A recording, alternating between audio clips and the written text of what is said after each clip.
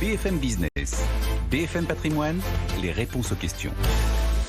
Pour répondre à toutes vos questions, nos deux experts de retour, l'un en plateau, Christian Fontaine pour le revenu, prêt Christian. On y va. Et Stéphane Van Nuffel en ligne depuis Net Investissement. Bonjour Stéphane. Rebonjour. Rebonjour.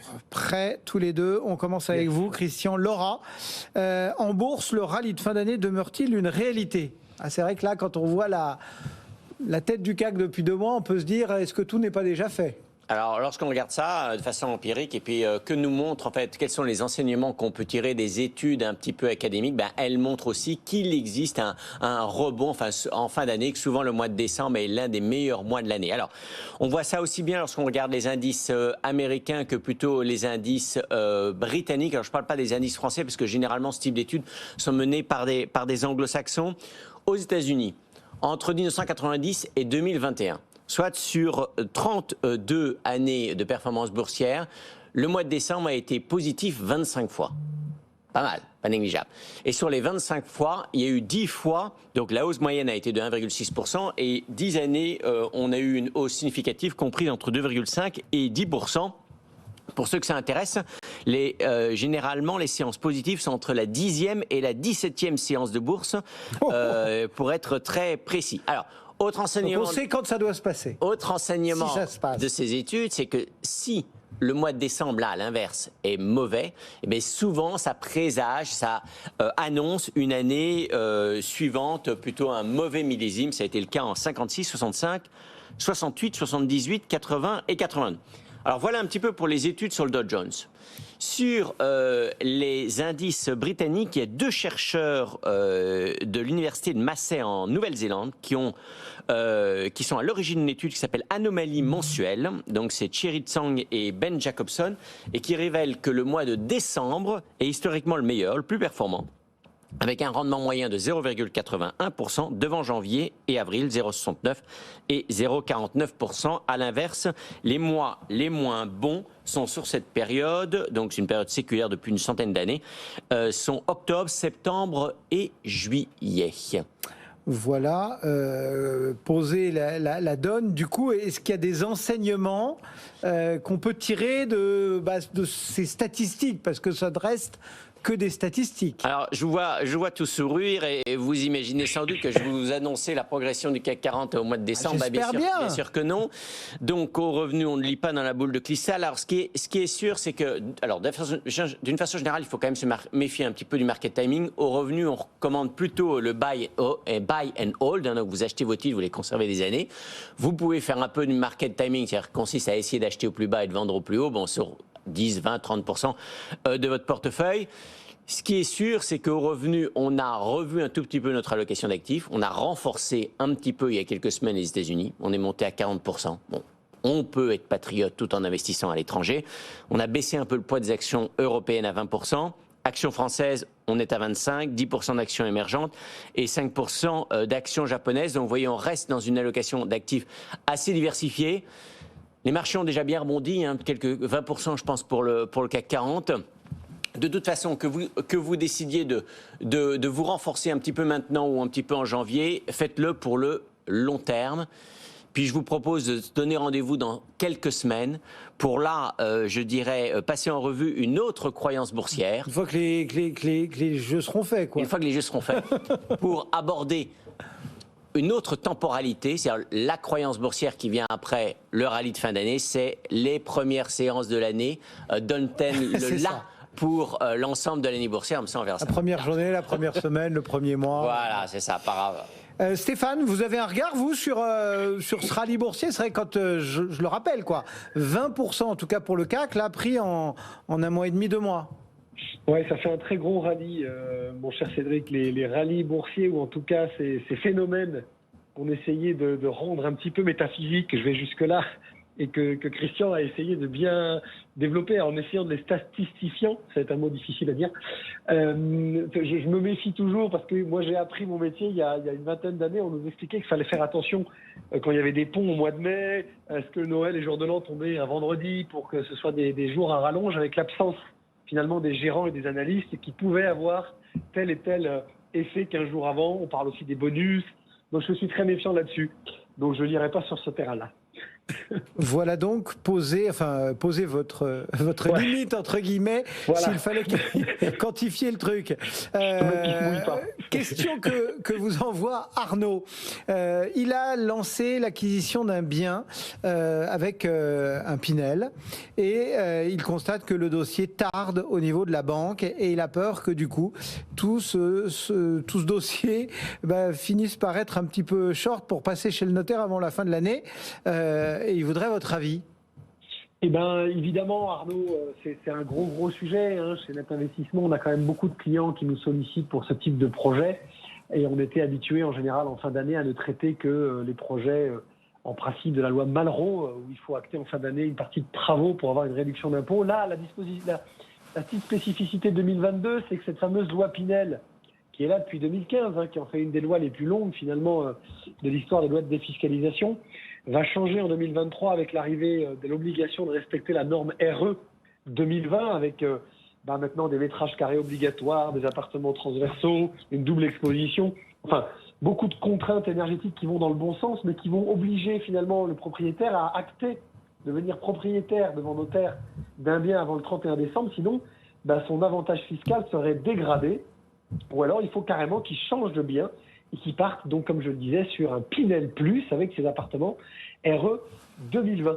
Donc, mon cher Arnaud, faites attention, parce que, évidemment, nous sommes le 28 novembre, donc si vous n'avez pas votre offre de prêt aujourd'hui avec les délais légaux de rétractation, puis, j'ai envie de dire, le couloir d'étranglement qu'il y aura chez nos amis notaires, ça va être compliqué d'acter. Donc, votre risque, c'est de rester en Pinel classique, qui sera donc dégradé l'année prochaine avec une réduction d'impôt inférieure à celle prévue, parce que vous n'aurez pas acté. Alors, attention, parce qu'évidemment, je ne suis pas venu les mains vides. Je suis obligé de le dire avec des pincettes.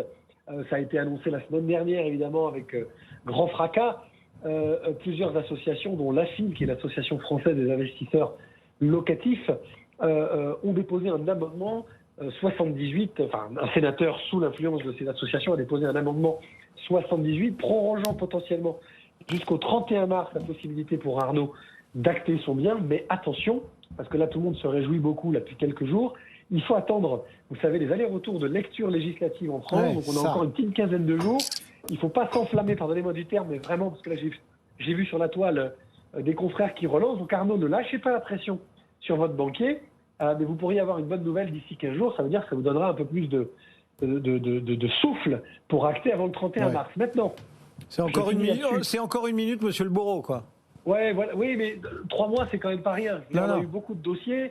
Nous, chez Net Investissement, on avait clairement freiné toute réservation Pinel depuis grosso modo le début du mois de novembre, parce qu'on n'était pas sûr de pouvoir aller au bout. Ouais. Là, tous les clients qui se posaient la question et qui avaient déjà choisi un bien, qui étaient déjà sur un bien avec RT 2012 et non pas RE 2020, qui sont les normes énergétiques déclenchant ou pas la dégradation de votre réduction d'impôt, tous ces clients, évidemment, ils sont relancés et ils ont envie d'y aller pour pas se compliquer la vie, parce que le stock des biens immobiliers qui seraient éligibles au Pinel Plus, qui maintiendraient les mêmes réductions d'impôts, mais avec le respect des normes énergétiques 2020, est très faible pour l'instant, mon cher Cédric. Donc même si vous vouliez basculer, vous ne trouveriez pas forcément le produit. Ce qui m'amène à rappeler à Arnaud quand même, parce que vous le savez, je le fais régulièrement, et je sais que Christian sera d'accord, l'alpha et l'oméga d'un achat immobilier n'étant pas la défiscalisation, n'oubliez pas que si vous faites un dispositif Pinel et que vous avez un très bon bien, qui est bien avec un bon emplacement, un bon potentiel locatif et surtout un bon rendement locatif initial hors défiscalisation, c'est pas grave si vous basculez en Pinel dégradé. Ne vous obligez pas à basculer sur un lot RE 2020 qui sera forcément plus cher parce qu'il aura des normes à respecter plus lourdes. Et au final, votre rendement interne au bout de 10-12 ans serait exactement le même. Donc la base de tout reste quand même la cohérence de l'opération immobilière avant la carotte fiscale supplémentaire. Voilà donc quelques idées à avoir en tête. Question de Xavier à présent.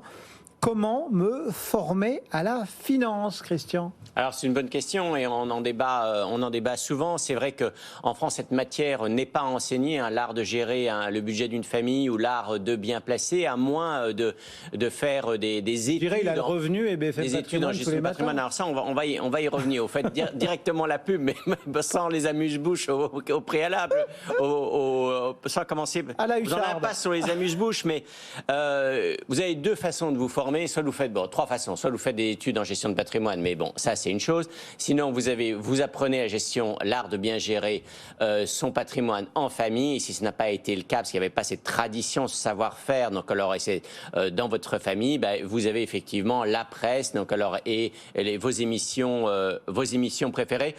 Il faut appeler un chat, il faut parler vrai, il faut quand même y consacrer, en tout cas au début, quelques heures par semaine pour acquérir les bons réflexes, la juste place des investissements de défiscalisation, on en parlait juste là, anticiper ses besoins futurs, éviter les bulles spéculatives, acheter ce qui n'est pas cher.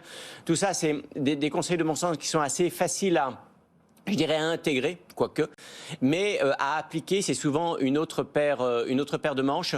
En lisant régulièrement la presse et en écoutant vos émissions préférées, Xavier, vous allez très vite apprendre que c'est vrai que là, bien gérer son patrimoine, c'est de la technique, bien sûr. C'est sans doute de plus en plus de technique, mais c'est aussi et surtout beaucoup de bon sens. Et que en placement, on gagne beaucoup d'argent déjà en évitant d'en perdre. Et que c'est particulièrement vrai d'ailleurs dans des années comme celle-ci, chahuter en bourse. Les vrais cadors en bourse, c'est pas ceux qui gagnent 22-23% quand l'indice gagne 20%. Les vrais cadors, c'est ceux qui réussissent à être à l'équilibre alors que les marchés sont à -5 ou -10. Et ça, c'est les mathématiques qui vous enseigneront que avec les années, ils seront largement gagnants. Voilà. Et donc, comment se former en finance Xavier, je me souviens vaguement de votre mail, mais il me semble que vous étiez ingénieur de formation.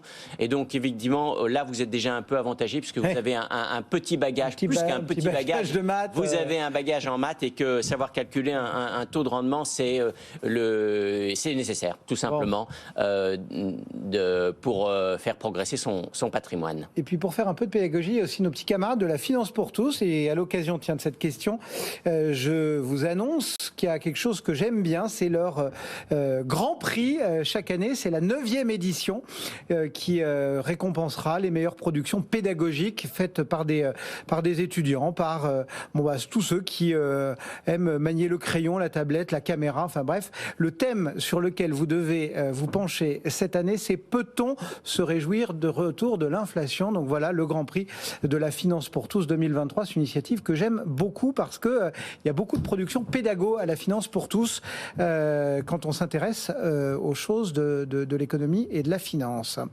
Question que vous envoie Anaïs. Stéphane, elle envisage d'investir un capital en part de SCPI, mais devant son investissement, elle hésite. Soit elle se concentre sur une seule SCPI ou bien elle diversifie. Qu'est-ce que vous lui recommandez de faire ?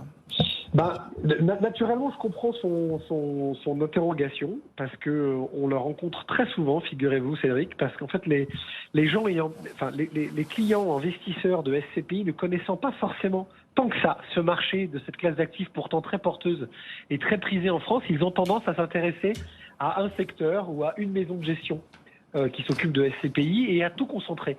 Et évidemment, personne ne peut dire le contraire que, ma chère Anaïs, il faut faire le contraire. Il faut évidemment diversifier. Investir dans des SCPI doit avoir comme raisonnement de base la même chose que quand vous faites une allocation d'actifs en compte titre, en assurance vie ou en PEA. Il faut multiplier les secteurs géographiques, les secteurs d'activité, les tailles de SCPI, etc. pour avoir finalement exactement comme pour un portefeuille financier, un portefeuille de pierre-papier, puisque la SCPI, on appelle ça la pierre-papier, l'objectif étant d'essayer de finalement cumuler les avantages de chacun. Donc pour pas que Anaïs reste sur cette vision très théorique, je vais vous donner, alors là c'est très convictionnel ce que je dis, parce qu'il n'y a pas de statistiques ni de mathématiques pour reprendre l'exemple de Xavier avant. Vous pouvez vous former et vous informer, là je vous donne la sélection net investissement pour 2023, je ne vous donne pas les 10 SCPI qu'on privilégie, mais un petit portefeuille pour Anaïs qui serait bien pour démarrer si elle ne connaît pas cette classe d'actifs. Vous commencez évidemment par mettre un fonds de portefeuille sur 2 grosses SCPI. La première, c'est Primovie, qui est la première SCPI du marché investi dans la thématique de la santé et de la petite enfance. Tout le monde la connaît. Cette SCPI a énormément pris d'ampleur ces dernières années. Elle fait 4 milliards d'actifs aujourd'hui et elle profite en gros des évolutions démographiques françaises et notamment du dynamisme de la natalité, le vieillissement de la population, etc. Enfin, je vous passe les détails, ma chère Anaïs, mais là, on est sur un bon fonds de portefeuille, comme on le dit. Ensuite, on prend PFO2 de Perial, c'est l'ambassadrice des SCPI vertes. Je ne vous fais pas le détail, vous avez compris pourquoi. Depuis 2009, c'était la première SCPI spécialisée sur les critères ESG. Donc évidemment, aujourd'hui, avec le label ISR, Impérial étant extrêmement en avance, y compris dans son intégration au marché, puisqu'il propose, cette société de gestion propose souvent des formations sur ce sujet. Donc on met un peu de verre également dans son portefeuille Anaïs. Et ensuite, on prend 2 autres SCPI de taille plus petite, mais qui vont chercher des spécialités. La première, c'est Crystal Rand d'Intergestion, qui est la SCPI du commerce, des grands commerces, des commerces de proximité. C'est une SCPI qui a très bien traversé la période des confinements, puisqu'elle est sur les besoins, j'ai envie de dire, du quotidien, le commerce de bouche. Donc elle n'a pas eu du tout de problème pendant toute cette période-là, avec des murs de Burger King, de Jardiland, de choses comme ça. Donc on fonce sur Crystal Rand. Et enfin, on finit, pour la petite pointe fiscale, sur Cœur d'Europe de Sogénial. Pardonnez-moi, je suis un peu long.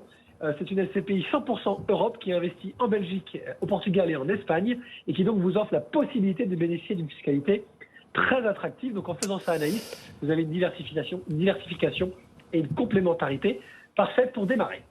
Pardon pour le temps, mais c'était beaucoup à tous les deux. Christian Fontaine, Le Revenu, Stéphane Van Nuffel, Net Investissement.